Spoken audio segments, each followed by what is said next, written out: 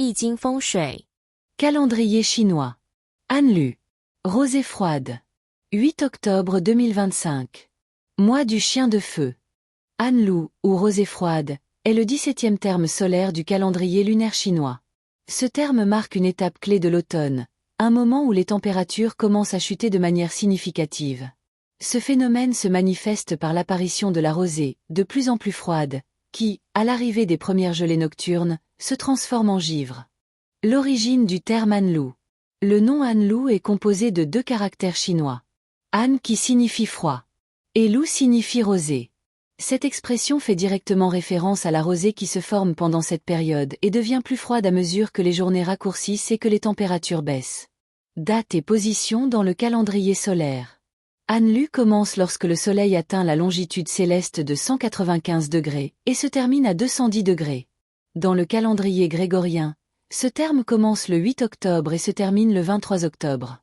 C'est l'avant-dernière période de l'automne, précédant le froid plus intense de l'hiver. Caractéristiques climatiques. Au moment de Ranlu, la fraîcheur s'installe et marque une rupture nette avec la chaleur de la fin de l'été.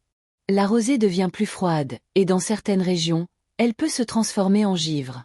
En raison de l'humidité et des températures plus fraîches, de nombreuses régions chinoises connaissent des brumes et des pluies légères, créant une atmosphère particulière. Les températures diurnes restent relativement fraîches, mais la véritable sensation de froid se fait surtout sentir durant la nuit, avec la formation du givre sur les herbes et les feuilles.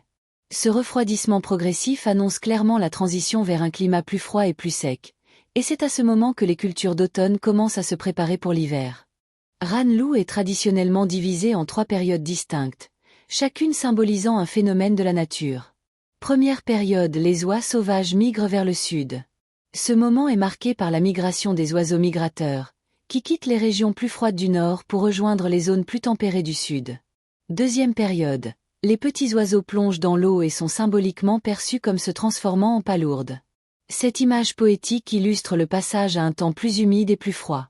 Troisième période, les chrysanthèmes, fleurs emblématiques de l'automne, commencent à fleurir.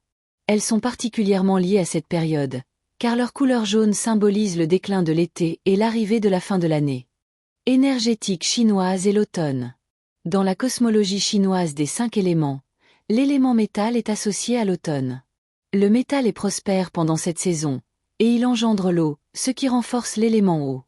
La terre, bien qu'elle engendre le métal, s'épuise parce que le métal domine la saison, la terre devenant ainsi plus faible.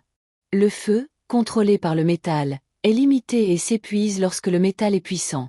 Le bois est contrôlé par le métal et commence à se faner. Dans le Yiqing, livre des changements, chaque mois est associé à un hexagramme, et le mois de Ranlu est lié à l'hexagramme 23, intitulé l'éclatement. Cet hexagramme symbolise la chute des feuilles, le retrait, et la transformation. C'est un symbole de la fin d'un cycle, de la diminution de l'énergie et du passage vers une phase plus froide et plus calme de l'année. Ranlu, rosée froide, est bien plus qu'un simple terme solaire dans le calendrier chinois. Il incarne la transition du temps frais vers un froid plus prononcé, tout en marquant un tournant dans la nature et dans la vie quotidienne. Avec son symbolisme lié aux oiseaux migrateurs, aux chrysanthèmes et à l'énergie du métal, Ranlu est une période clé dans l'agenda agricole et spirituel de la Chine, marquée par une profonde réflexion sur les cycles naturels et l'équilibre entre les éléments. Découvrez ma synthèse du calendrier chinois. Un guide spécial pour comprendre le calendrier chinois. Une synthèse claire pour comprendre les 24 saisons solaires, les phases lunaires et le cycle de 60 ans dans les pratiques de la métaphysique chinoise. Un outil essentiel, structuré et accessible, basé sur mes cours reçus à Taïwan.